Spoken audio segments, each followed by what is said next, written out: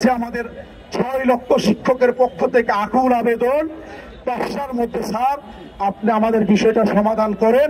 ৬ লক্ষাধিক শিক্ষক পরিবারের সম্মানের জন্য, মর্যাদার জন্য, বাঁচার জন্য, তাদের হক প্রতিষ্ঠার জন্য, তাদের অধিকার প্রতিষ্ঠার জন্য আমরা আমাদের জীবন এই জাতির জন্য বিলিয়ে দিতে আমরা প্রস্তুত আছি।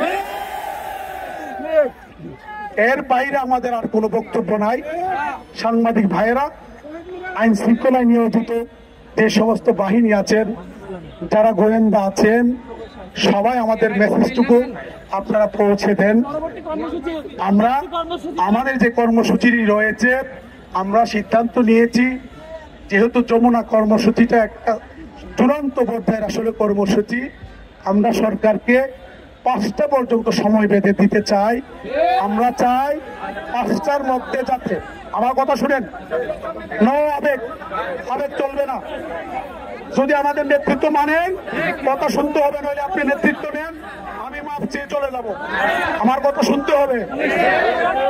আমরা সিদ্ধান্ত নিয়েছি ৫টা পর্যন্ত আমরা সরকারকে সময় দিতে চাই।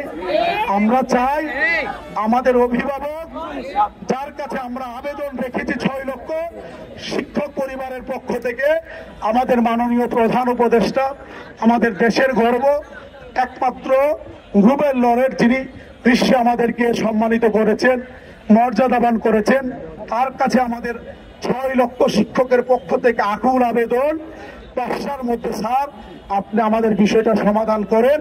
আমরা আপনার প্রতি শ্রদ্ধা জানিয়ে আমাদের সচিবালয় যমুনা অভিমুখে পদযাত্রা কর্মসূচিটি ৫টা পর্যন্ত আমরা স্থগিত করলাম।